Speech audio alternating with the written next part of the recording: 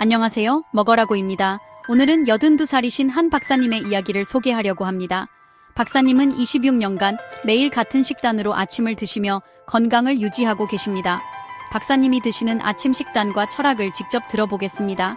사실 한국 사람들 정서가 있잖아요. 옛날부터 우리는 소풍 갈 때 삶은 계란 하나 챙겨가서 먹곤 했어요. 그래서인지 계란은 지금도 이상하게 어머니 품 같은 느낌이 들어요. 계란이란 게 말이죠.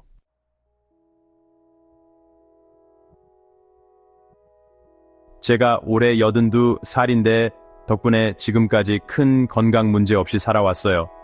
아침 식단에 계란이 꼭 들어가고요. 그 다음에는 과일도 꼭 챙깁니다. 과일은 몸에 수분을 보충하고 소화를 돕죠. 그 다음에는 채소를 먹습니다. 브로콜리나 당근 같은 채소를 곁들이는데 이게 씹는 맛도 좋고 몸에도 굉장히 좋아요. 그리고 누른밥 한 그릇을 먹습니다. 마지막으로는 사과를 곁들여서 마무리해요. 저는 이렇게 하루 아침을 꼭 챙겨 먹습니다. 계산해보면 한 끼가 약 200칼로리 정도 될 겁니다. 이렇게 26년 동안 매일 아침을 거의 똑같이 먹었어요.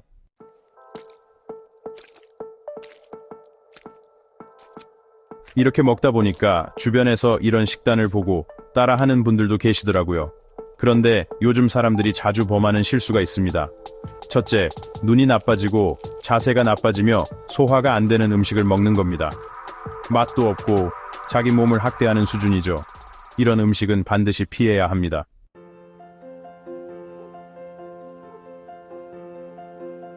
먹는다는 건 사실 인생의 즐거움이에요. 하지만 중요한 원칙이 있습니다. 바로 골고루 적당히 먹는 것입니다. 내가 활동하는 만큼 먹어야 하고 가만히 있으면 조금만 먹어야 합니다. 많이 움직이면 그만큼 많이 먹는 것이 맞습니다.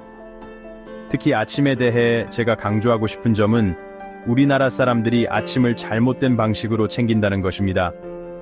아침은 왕처럼, 저녁은 거지처럼 먹어라 라는 말이 있잖아요. 하지만 아침을 과하게 먹는 건 좋지 않습니다. 영어로 아침을 breakfast라고 하죠. fast는 굶는다는 뜻이고 break는 굶는 것을 깨는 거예요. 그러니까 아침은 굶지 않을 정도로만 가볍게 먹으면 됩니다. 그렇게 하면 하루 종일 맑은 정신으로 일을 할 수 있어요. 그런데 아침을 너무 많이 먹으면 졸려서 그날은 아무것도 못하게 됩니다.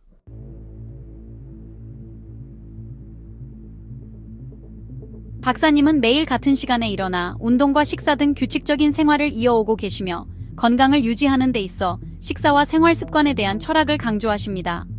박사님은 매일 아침 4시 반에 일어나 이것저것 하시고 운동도 하신 뒤 대개 오전 6시 전후에 식사를 하신다고 하셨어요.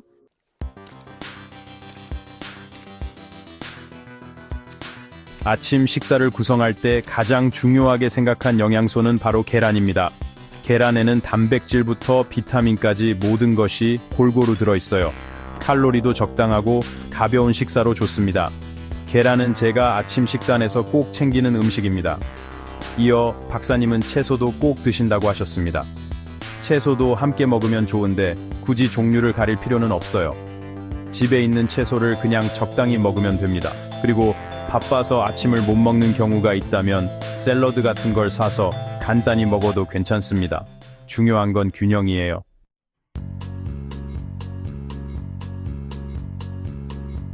박사님은 식사와 관련해 너무 많은 고민이나 말을 하지 말라고 강조하셨습니다.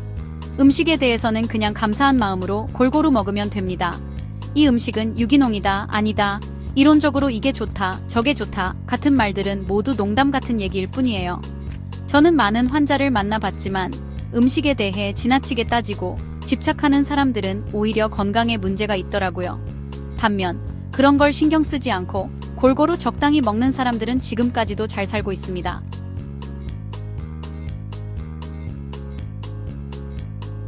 박사님은 건강에 있어 식단만큼이나 중요한 것이 유전과 생활 습관이라고 말씀하셨습니다. 유전이 중요한 역할을 합니다. 그리고 술은 지금까지 마시지 않았고 담배는 물론 끊었습니다. 또한 저는 성격이 부지런한 편이에요. 이것도 건강을 유지하는 데 도움이 된다고 생각합니다. 그리고 운동도 열심히 합니다.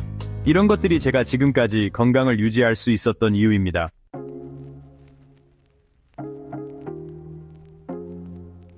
또한 걷기의 자세와 방법에 대해서도 중요한 팁을 주셨습니다. 걷는 동안 허리를 완전히 곧게 세우고 눈은 정면보다 약간 위쪽 10도를 보는 것이 좋습니다. 주먹은 가볍게 쥐고 발걸음은 가능한 넓게 내디디며 걸으세요. 똑바른 자세로 걷는 것이 매우 중요합니다. 박사님은 걷기를 할 때 신발의 중요성도 강조하셨습니다.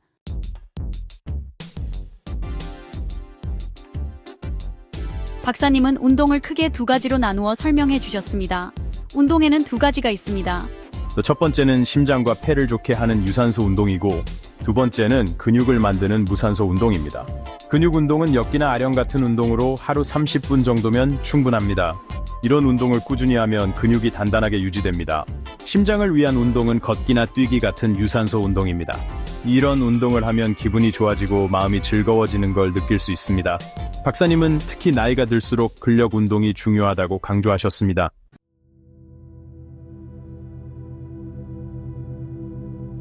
박사님은 건강에 대한 철학을 이렇게 정리하셨습니다. 건강은 단순히 신체적으로 완벽한 상태를 의미하는 것이 아닙니다.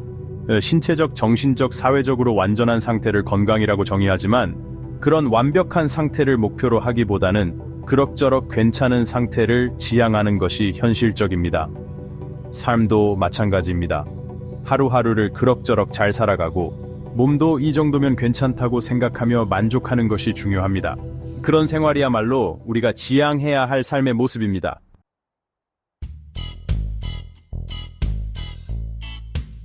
정신이라는 것은 각자 나름대로의 차이가 있습니다. 내가 필요로 하는 어떤 것을 만족시킬 때 느끼는 기쁨이나 뇌에서 나오는 엔돌핀이 사람마다 다르기 때문이죠. 저는 예전에는 많은 것을 기대했지만 이제는 그럭저럭 이 정도면 됐다고 생각하며 만족하려고 합니다. 만족의 기준을 낮추는 것, 이게 중요한 포인트라고 생각합니다. 우리는 흔히 무엇을 버린다는 말을 하지만 사실 인간은 쉽게 버릴 수 없어요. 대신 기대와 만족의 기준치를 낮추는 것은 가능합니다. 그럴 때 정신적으로 훨씬 더 편안해지고 삶의 행복도 높아진다고 봅니다.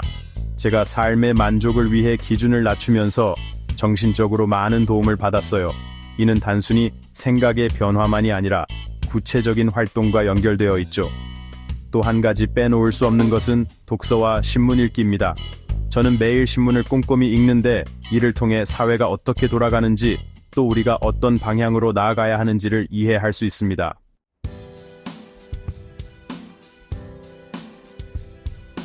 박사님의 자녀 교육 철학과 가족 이야기에서 배울 점을 나눠보려고 합니다. 박사님께서 가정에서 강조하신 학문적 가치와 교육의 중요성, 그리고 자녀들에게 물려준 가장 큰 유산이 무엇인지 들어보겠습니다. 저희 집사람은 사회복지학 박사이고 큰딸은 경영학 박사, 둘째 딸은 상담학 박사, 셋째 딸은 법학 박사로 변호사입니다. 이렇게 보면 저는 재산을 물려준 건 없지만 자녀들에게는 학문적 가치를 유산으로 물려줬다고 생각해요. 교수로서 늘 학문적인 자세를 중요하게 생각했기 때문에 자녀들도 학문적으로 성장할 수 있도록 지원했어요. 자녀들에게 제가 준 가장 중요한 건 그들이 원하는 것을 할 수 있도록 도와주는 것이었습니다. 특히 공부에 있어서는 그들이 원하는 길을 갈 수 있게 해주는 것이 부모의 역할이라 생각했죠. 자녀 교육에 있어서 제가 강조한 두 가지가 있습니다. 하나는 언어이고 다른 하나는 통계입니다. 언어는 세상을 이해하고 문화를 접할 수 있는 중요한 도구입니다. 책을 읽고 지식을 쌓는데도 기본이 되죠. 그래서 어릴 때부터 아이들에게 언어의 중요성을 강조했어요. 통계는 학문을 연구하는 데 필수적인 도구입니다. 데이터를 분석하고 연구 결과를 도출하기 위해서는 통계를 이해하고 활용할 수 있어야 하죠. 그래서 컴퓨터와 통계 활용 능력을 키우는 것도 중요하게 여겼습니다. 저와 집사람은 책을 많이 읽는 편입니다. 사람들은 이런 모습을 모르겠지만 자녀들은 부모의 행동을 통해 자연스럽게 배우죠. 아이들이 어릴 때부터 저희가 책 읽는 모습을 보고 자랐기 때문에 책 읽는 것이 일상이 되었던 것 같아요. 책을 읽는 문화와 학문을 대하는 자세를 자녀들에게 자연스럽게 전달할 수 있었던 것이 저희 가정의 큰 자산이 아닐까 싶습니다.